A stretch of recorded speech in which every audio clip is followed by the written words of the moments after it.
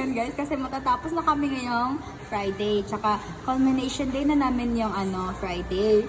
Tsaka, katawa si Mamoy.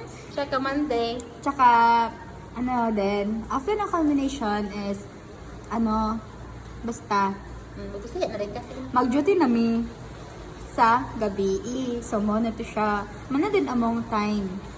We rendered 200 hours at our on-the-job training. On-the-job training. And Kasi after that, on-the-job training ka in short, abbreviation. OJT. OJT. Ha? OJT. So guys, after What did you that, learn?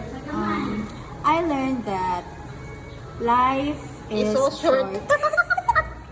I learned so many things here. Like KSS. naka-learn ko og something na wala na ako na-learn sa school. I Like mean, what? naka-learn